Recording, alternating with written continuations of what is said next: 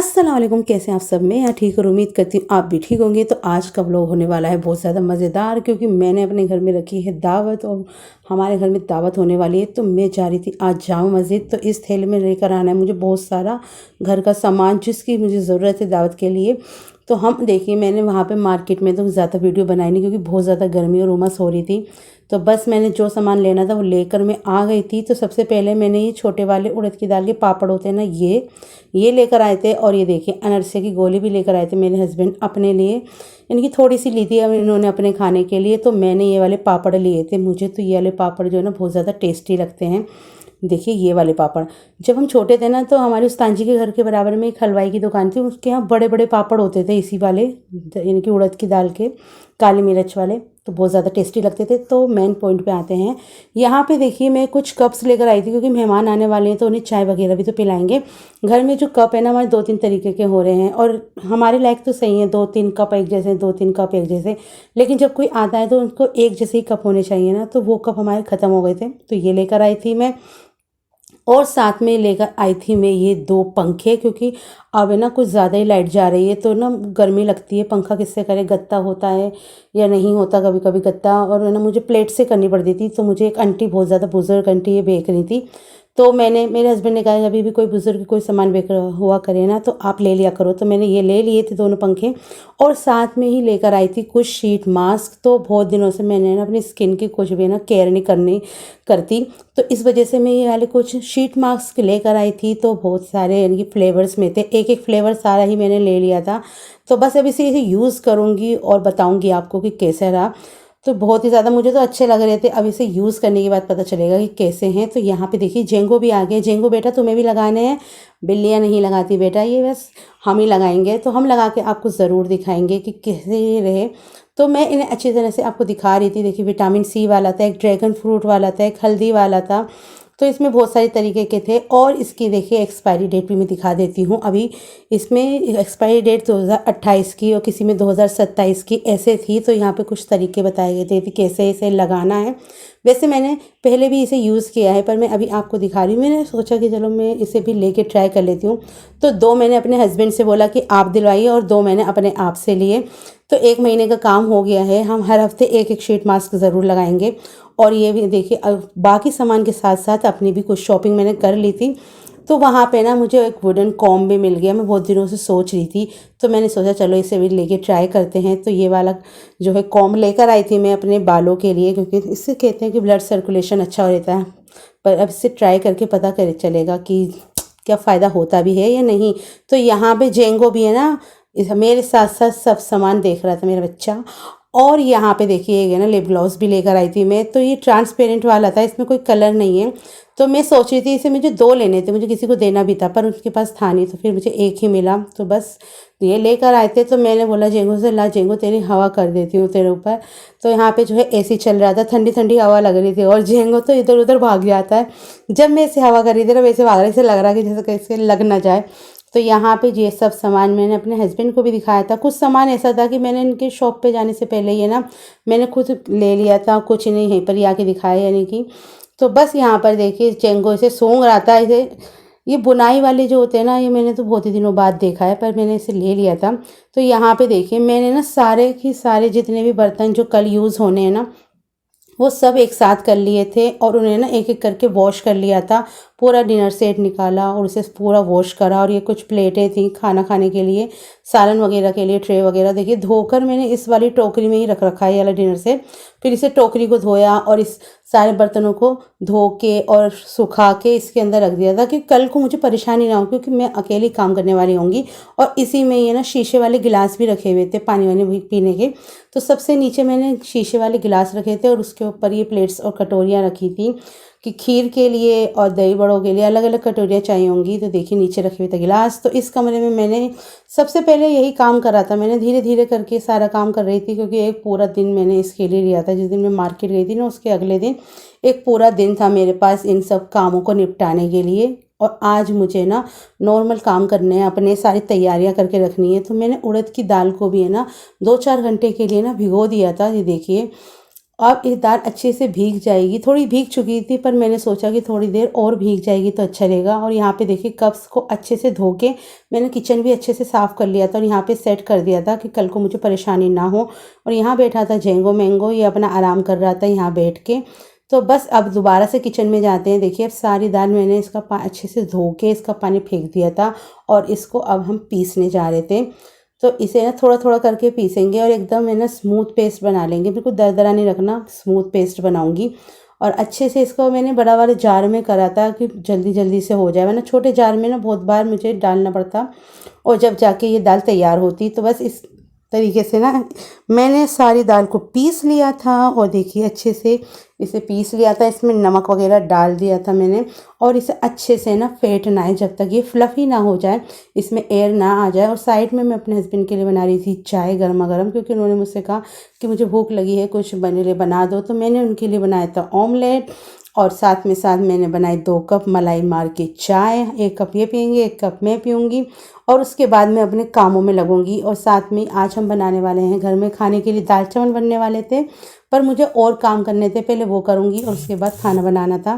तो अब देखिए अच्छे से है ना मैंने इस दाल को अच्छे से फेंट लिया था और बढ़िया करके ना अब है ना एक एक करके इसमें ना दही बड़े फ्राई कर लेंगे सरसों के तेल में। तो बस एक एक करके मैं ऐसे दही बड़ों को फ्राई कर रही थी और मैंने सोचा कि चलो आज ये वाले काम निमट जाएंगे ना तो कल को मेरे पास सिर्फ नॉर्मल जो खाना बनाना होगा ना वो कल बनाऊंगी मैं। ऊपर के जितने भी काम हैं मैं आज बिल्कुल निपटा लूँगी, यानी कि फ्राई वाले आइटम जो है वो आज मैं बिल्कुल तैयार कर लूँगी। तो देखिए एकदम गोल गोल छोटे छोटे से मैंने ना दही बड़े बनाए थे, बहुत ही मज़े के बने थे। तो बस इसे एक एक करके फ्राई करूँगी, फिर ठंडा करके ना फिर इसे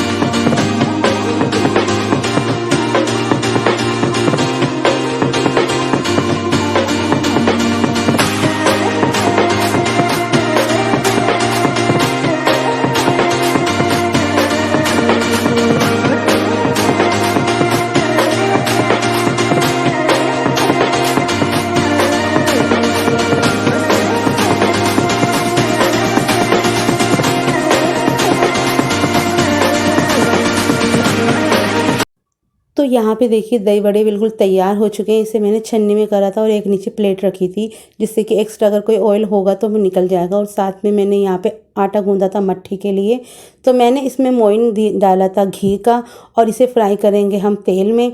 तो यहाँ पे सारे ना मैंने बराबर के पेड़े कट करके और इन्हें अच्छे से ना गोल, ज़्यादा गोल नहीं करना है, यानी कि और फिर हाथ से या हथेली की मदद से दोनों हाथों से इसे ना इसे से चपटा करके और एक एक करके ना बिल्कुल हल्के गरम तेल में इसे डालना है इन मटरियों को। और ये बना रही थी मेथी वाली मटरियाँ, तो यहाँ पे एक एक करके मैं डाल जाऊँगी जिससे कि ये स्लो कुक होएंगी और जब पकने लगेंगी ना तो ऑयल के ऊपर आ जाएगी। तो ऐसे करके मैंने ये वाली मट्ठियाँ भी तैयार कर ली थी। मैंने सोचा कि कुछ चीज़ें अपने हाथों से ही बनाती हूँ जो कि बहुत ज़्यादा मज़ेदार होने वाली है। और घर की चीज़ें तो आपको पता ही है बहुत ज़्यादा टेस्टी होती हैं और हेल्दी भी होती हैं, यानी कि हम एकदम साफ़ सुथरे इस तरीके से बनाते हैं। और मैंने फिर इसे सब चीज़ों को ना मैंने इंडक्शन पे ही तैयार किया था। तो बस एक एक करके सारी की सारी हमने इसमें मट्ठी डाल दी थी और उन्हें स्लो कुक होने दिया था। इतने में मैंने और बना ली थी, यानी कि और कट करके पेड़े बना के और उन्हें और मट्ठियाँ तैयार कर ली थी। और यहाँ पे हल्के हल्के से फ्राई होने लगी थी। जब थोड़ी सी ऊपर आ गई थी, जैसे कि ये अब आ गई हैं, अब मैंने इसके अंदर चम्मच डाला और इसे अच्छे से ना डिप करने लगी थी और है ना अच्छे से ऊपर नीचे करके इसे फ्राई करना है जिससे कि चारों तरफ से बढ़िया करके फ्राई हो जाए और हल्का गोल्डन कलर आ जाए। क्योंकि थोड़ी देर हम जब निकाल देते हैं ना उसके बाद भी थोड़ा सा कलर इसका डार्क हो जाता है। तो इसी तरीके से हम सारी की सारी मट्ठियाँ ऐसे ही प्रिपेयर कर लेंगे और फिर उसे एक छन्नी में या एक तसले में इसे ना बटर पेपर लगा के इसमें डाल देंगे और फिर इसे ठंडा करके इन्हें ना किसी कंटेनर में कर देंगे। तो इसी तरीके से हमें पूरी तैयार करनी है।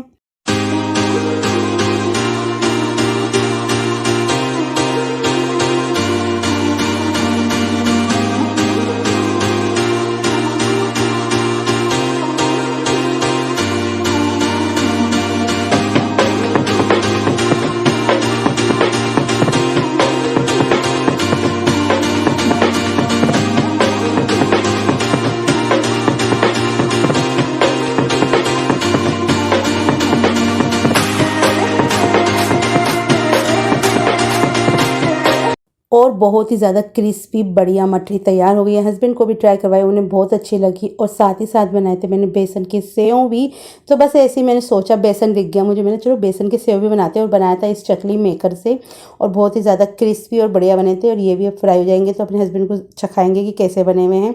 तो इसी तरीके से मैंने सब तरीके की नमकीन और ऐसे तैयार की थी। दो या तीन चीज़ें ही मैंने ऐसे घर बनाई थी, बाकी सारा नाश्ते का सामान जो था हम मार्केट से लेकर आए थे। बस मेरा ऐसा दिल था कि मैं अपने हाथों से बनाऊं। और इस दावत की जो मैं तैयारियां है ना, मैं बहुत दिनों से सोच रही थी कि ये दावत मुझे करनी है करनी है करनी है।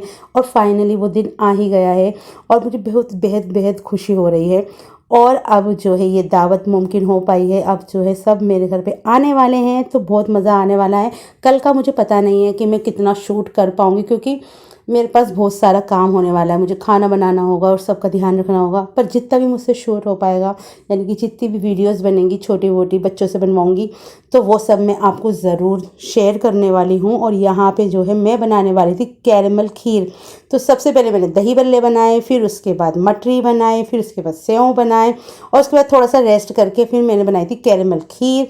तो एक तरफ कैरेमल खीर यानी कि खीर बन रही थी, और दूसरी तरफ मैंने कैरमलाइज़ कर ली थी, चीनी को कैरमलाइज़ कर लिया था। और बहुत ही ज़्यादा मज़े की खीर बनने वाली है। बस ये कैरमल हो गई थी, और फिर इसके अंदर मैंने हल्के हल्के करके डाली थी, क्योंकि जब चीनी गरम गरम दूध में डलती है, खीर में डलती है ना, तो वो उछलती है। तो इस वजह से ना आपको बहुत ध्यान से डालनी होती है। तो आराम आराम से हमें डाली थी।